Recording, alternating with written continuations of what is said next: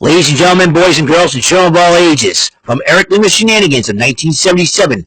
Hi, this is Lima Kasem, telling you to keep your feet on the ground and keep reaching for the stars in Top of the Shenanigan charts, where our host talks about his personal top favorite things in pop culture, whether it be top 5, top 10, top 15, top 20, top 25, top 30, or even top 40. And now here's our hosting DJ to spin you all his personal favorite hits, Eric M. Lima.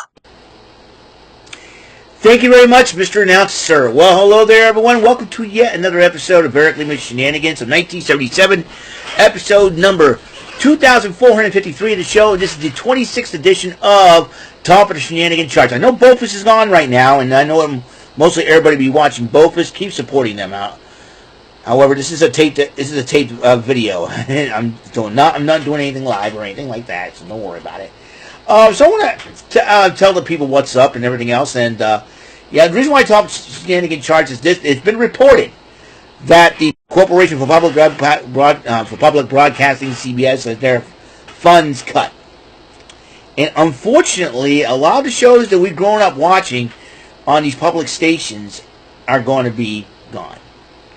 And as you know, a lot of people didn't like that.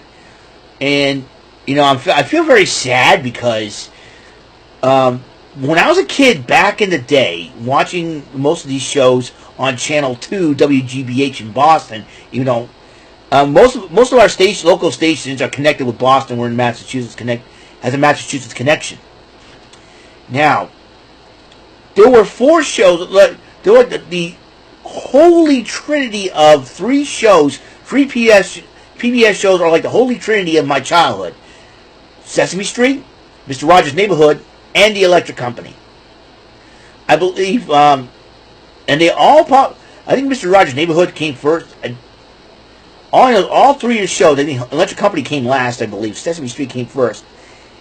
But then, if you want to add like a 4th horseman to my childhood back in the WGBH days of Channel 2 in Boston, I would add Square One Television. Why is that? Because it's about math. As you know, those are the 4 shows I grew up with.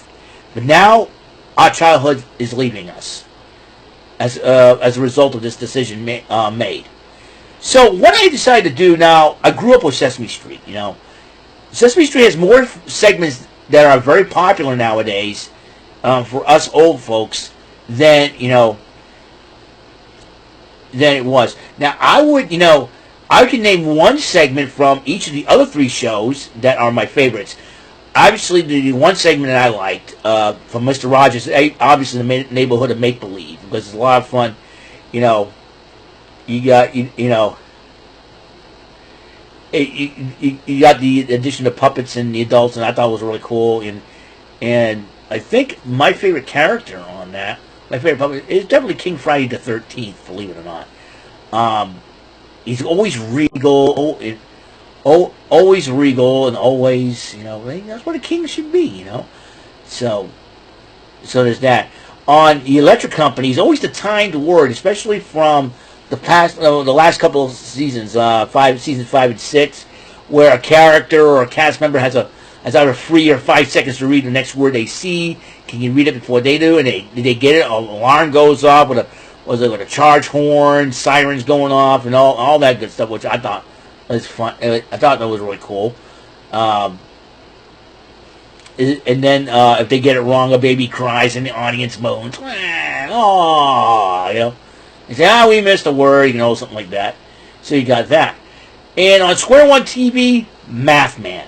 As a video gamer and an old school and math, and I like math. As a video gamer, this was my favorite, Math Man. Always Math Man on Square One Television. So those are my 3 favorite segments from each.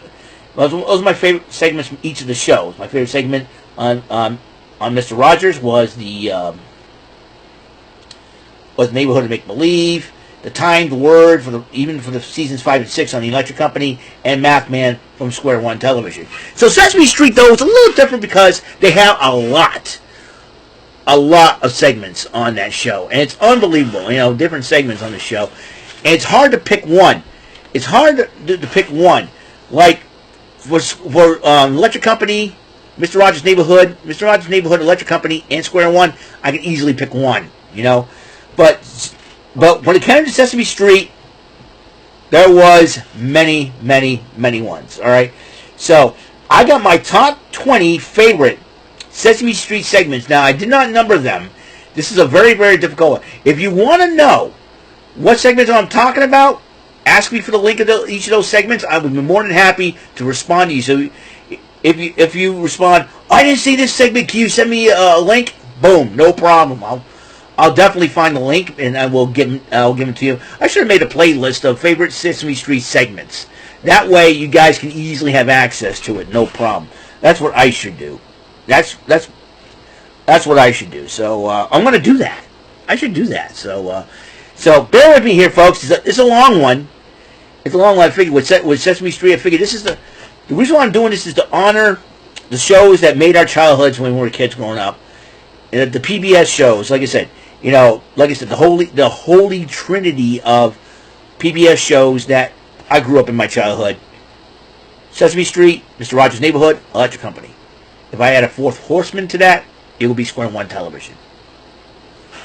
Growing up in the 80s, they had all these segments, and some of the segments have been replayed. Some were from before I was born and all that, and they decided to replay them to have like a new generation of kids, back then, like myself, to get checking out at it. So actually, this one, the number one was the Crayon Making Factory.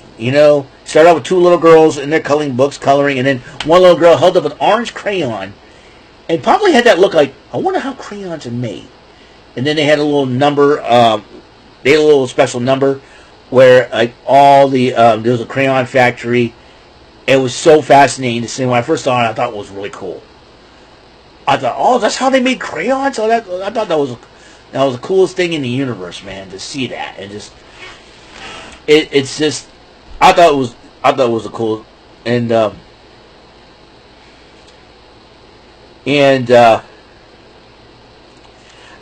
the second segment I liked was the peanut butter making factories, and it takes a lot of little nuts to make a jar of peanut butter, and the song is funny, but it's fascinating how the peanut butter was made, and I thought it was the coolest thing ever. I thought a little sugar, a little salt. I'm like, wow, okay, yeah, okay. All the ingredients. I thought it was really cool. Another one, noodle making factory. And it's like how Chinese noodles were made. And I thought, and like a little kid narrating. Remember, this is when I grew up watching Sesame Street, folks. This is like way back in. We're talking about over 40 years, folks, for me. Listen, I'm 48 years old, man. I grew up on Sesame Street, Mr. Rogers, and Electric Company, and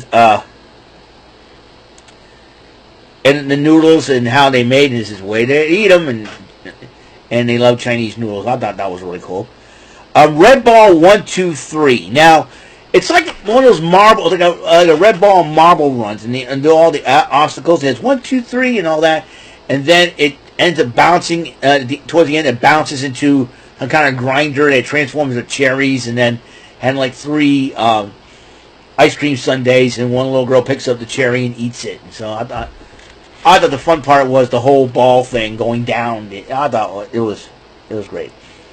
All right, Bert and Ernie in a pyramid. Now it's like I think the object here is imagination. You're seeing things, like what's real, what's not, But they had a little fun with this, and when Ernie was a little scared, and Bert was like fascinated by the whole thing.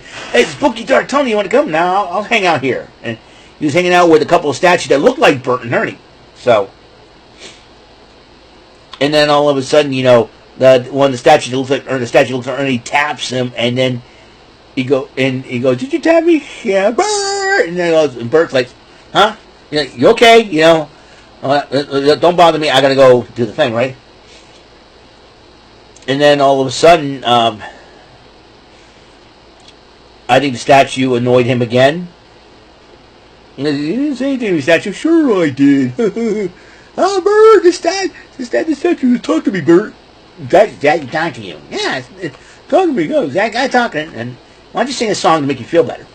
And then, and the final time, the third time, Ernie said, I'm going to sing. He thought, a second time, and then Bert gave him advice. Hey, sing a song to make you feel better. So Ernie chose his favorite song, Rubber Ducky. Rubber Ducky, you're the one. Rubber Ducky, I'm awfully fond of you. And then the statue starts dancing. Oh wow, this is pretty cool. And then Ernie keeps on like, hey Bert, you know. And then the statue, me and the statue were dancing. The statue's dancing now. You're seeing things again.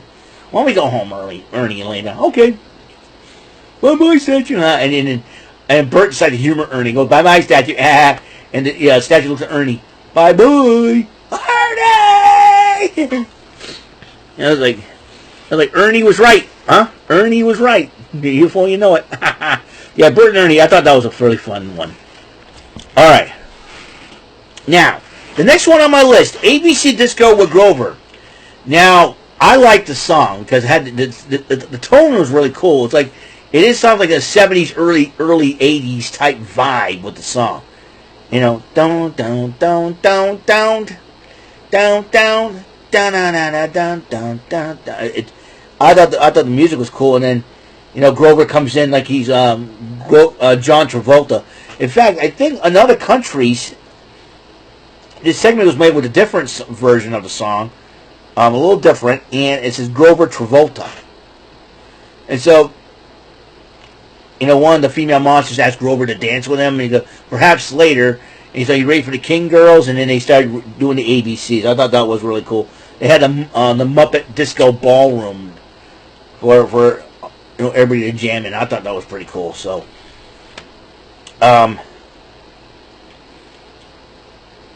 so ABC Disco Grover, one of my favorite segments when I was a kid. I used to watch this segment while playing with my playing cards back in the day. That's how cool it was. Saxophone Factory. They had somebody playing the saxophone in the background, and they showing us how they make saxophones. I thought that was pretty cool. Saxophone was not one of my favorite instruments because it's pretty hard to play, but at the same time you get to watch it all, and I thought it was very fascinating how they did it. And so I was like, that's how they made saxophones. I thought that was pretty cool. Put Down the Ducky, one of my favorite songs. You gotta put down the ducky. Put down the ducky. Put down the ducky. You gotta leave the duck alone. Well, they had lots of celebrities doing this. Lots of celebrities back in the day. Some of the 80s famous celebrities before scandals happened, like a Pee Wee Herman, which they had to edit that because I think after the scandal came out, when they decided to re-release this, they had to edit Pee Wee Herman out. But because this is like back in 88, 86, 88, I believe that Phil Donahue was part of it. Jim McNeil from McNeil and Lehrer NewsHour was in it. They had a couple of British actors in it, and all that. Paul Simon was in it. It's Zach Perlman, Celia Cruz. I can go on. The New York Giants and the New York Mets got involved in this. Now, Keith Hernandez and Mookie Wilson. I almost said Mookie Betts. Keith Hernandez and Mookie Wilson were the two guys that sing Put Down Duckies. When Ernie wants to play the saxophone and learn how to play, but the duck keeps on squeaking when he does it. And the hoot says you got to put down the ducky. And John Candy and his character from the SCTV days was in it. And I think Andrea Martin was also a character from the SCTV days as well. They had a lot of fun with that. Lady Slick Black Mambazo. That was my favorite part. Put down that ducky. Put down the ducky. Oh, yes. I loved it. That was my favorite part. When he goes, put down that ducky, I started laughing. I thought it was the way he said it. Put down that ducky. Put down the ducky. Oh, yes. Put down. Barbara Walters was part of it. Jeremy Irons was part of it, too. Joe Seeger was part of it. At first I thought it was Willie Nelson, I can't believe that Willie Nelson's still alive. Dang it. I don't know why. I don't know. I thought that was really cool. A drum from a barrel. You know, steel drums like they do on the islands. I think it was a few kids from the streets decided to grab an old barrel and present and decided to roll it, and then they said hi to their friend, and I thought it was pretty cool. Like a few friends, it's like, hey, let's get our friend here and help us make this. So he did that, and they had the island band, the steel drum band going on in the background. So a guy, they go to a guy who knows how to make steel drums, and decided to cut the top of the steel drum out, banging and all that, and the kids help them out and they tune it up to make sure it's good, and then all of a sudden they start playing around with it, and all of a sudden at the end they're on the step of a house or something like that, or an apartment building, and they start playing the drums and all that just for fun. They just do it for fun, and which I thought was pretty cool. I was like, we don't need any money, we're just playing for fun, we're just showing our talent, and that's what it is. I thought, I think kids should show off their talent often, and that's what they were doing. They were showing off their talent, which I think is pretty cool. So, and then you got old bottles to new bottles. I think it was some kids would grab some old bottles in a wagon and then present it to I think it was an old lady or something like that. Have a grab of bottles, and then they toss the bottles in there and they recycle them and transform them into new bottles, which I thought was. And the way they had a factory done them, I was like, that's even crazy. So I thought that was a crazy thing to do. So I thought it was pretty cool. So there's that. And the Mad Painter. Now, there's a little tidbit about the Mad Painter. Most of you don't know. If you were a fan of the Jeffersons, the Jeffersons had a British neighbor by the name of Bentley, a.k.a. Paul Benedict. Well, Paul Benedict plays the Mad Painter, and he goes around painting numbers on whatever weird objects. The funniest one was number 8, because I think he did 1 through 12. And number 8, he painted a bald guy's head. He looks, he goes, uh-oh, they started running around the pool. I thought that was the funniest thing. That was my funny one. I started cracking up laughing. I was like, oh, is he going to get... Yeah, Paul Benedict played the Mad Painter, was believed that. This was before he became popular on the Jeffersons. Now, pinball numbers 1, 2, 3, 4, 5, 6, 7, 8, 9, 10, 11, 12. Sang by the Pointer Sisters, of course. I thought the whole pinball thing was pretty cool. And the pinball's going around, for each number. So there's that one. Then you got ABC fireworks. When fireworks go off, and there's some guy yelling, A, B, C, and they're all in fireworks. So I thought that's simple enough. Then you got Anything in the World prize game, hosted by Guy Smiley on Oscar the Grouch. Now, Oscar the Grouch, despite the fact that he does not want to play the game, ends up inadvertently getting all 3 answers right, which is funny in the world.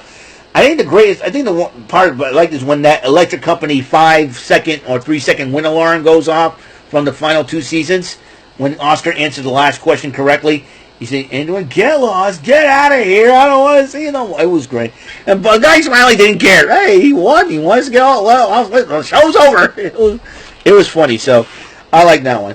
Beat the Time. Beat the Time with it's a parody of Beat the Clock. And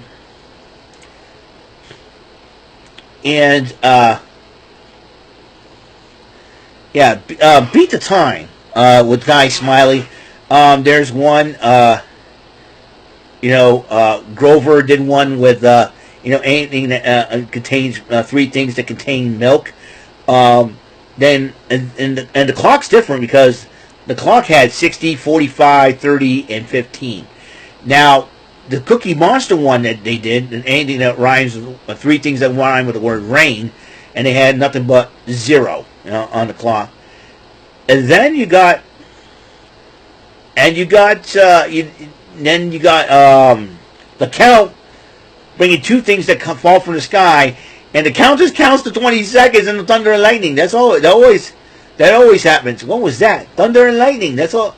That's what always happens when I count.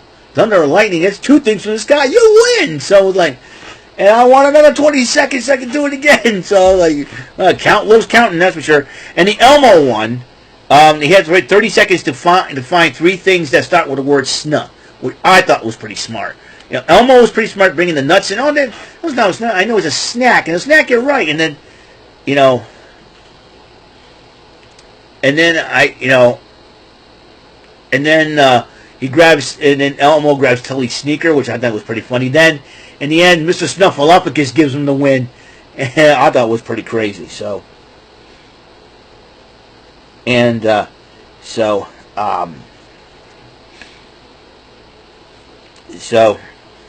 there's that. You're Alive, Little Chrissy and the Alphabets. You're Alive. It's a song where, you know, you got to figure out what the difference between live objects, live things, animals, or people, or inanimate objects. What's not alive, what's alive. And the song's pretty catchy. You got to check it out. Honk Around the Clock, when the honkers hang out at the Muppet Monster Disco for a little honk around the clock, you know. Thought that was pretty cool. And then you got the making of the birthday cake. You know, you got the making of the birthday cake, which I thought was pretty cool. You know, the chef shows us how to make cake, you know.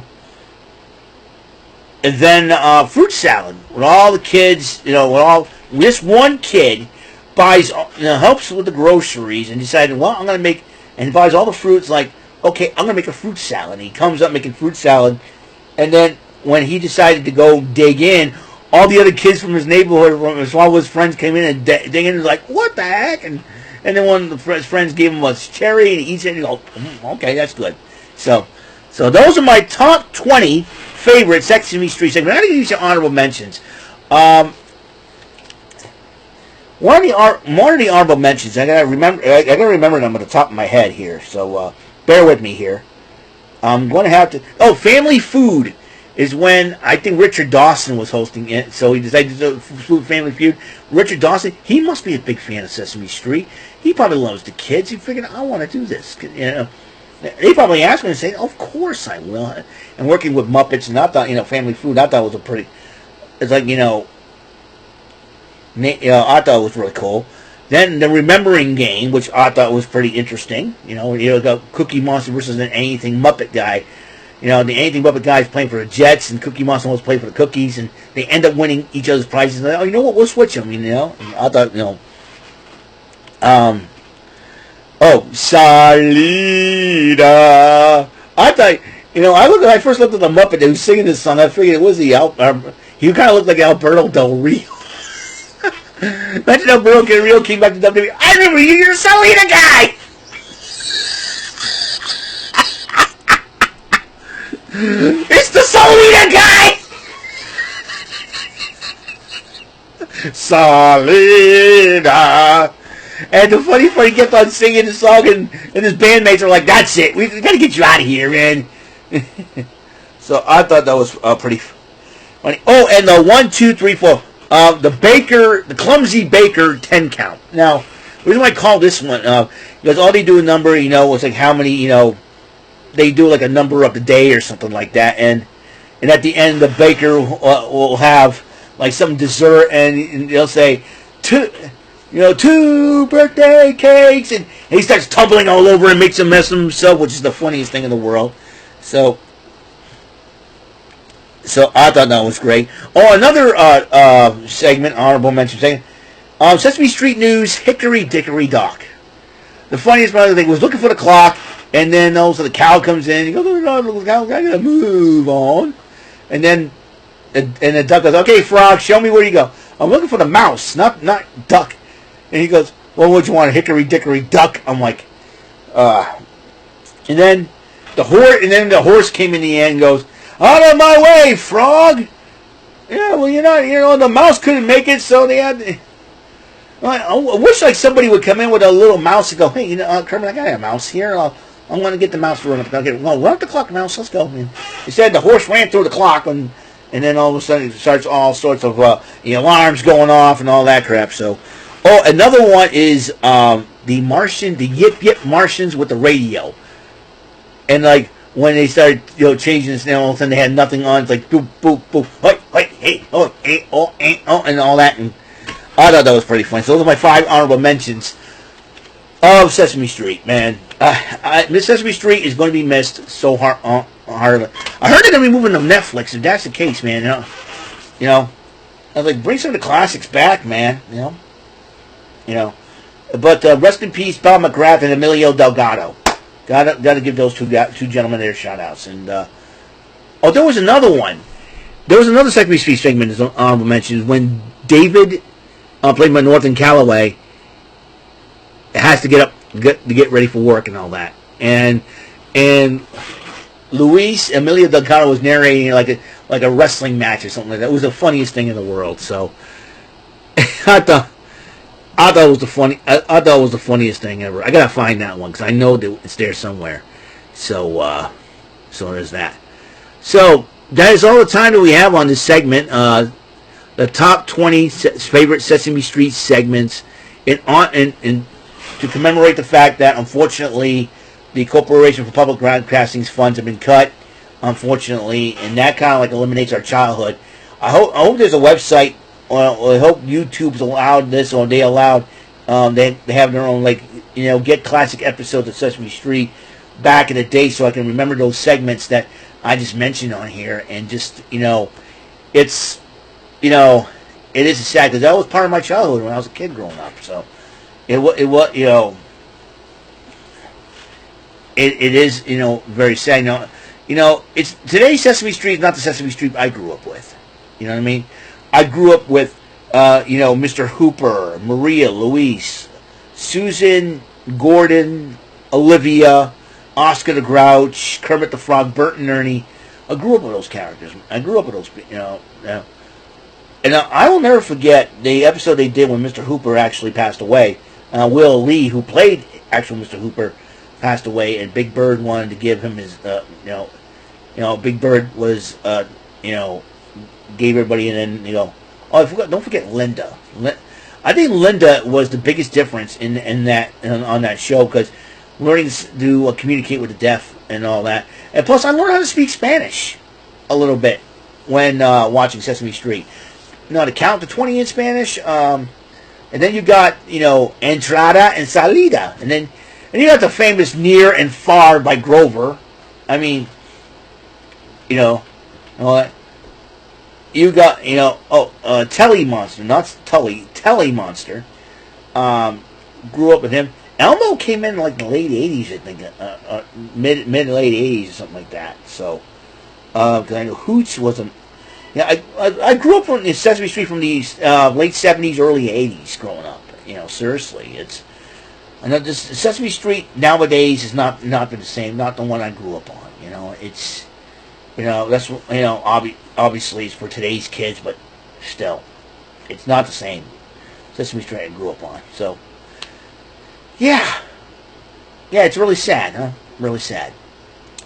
Well, that's it. That's all there is to it. That's all the time I have, and there'll be more. There will be more top Shenanigan charts as we go along. So, but tonight, Monday Night Raw, check it out right now. Bovis is still on. Watch the boys, and they got a lot of antics. They got a lot of stuff talking about. They got antics a mile long. We shall see what happens, okay? I will see you guys later. You guys have a wonderful, blessed day. And until the next episode comes rolling around, Mr. Announcer, take us home. That is all for today's episode of the show. This is Mr. Announcer speaking for Eric Lima Shenanigans of 1977. A Big Beefy E and do it for Bob Saget production, and in association with a Raving Bull for 3000 Telepictures and Distribution. Thank you for watching another episode of Eric Lima Shenanigans of 1977. See you later on the next episode of the show. Goodbye for now.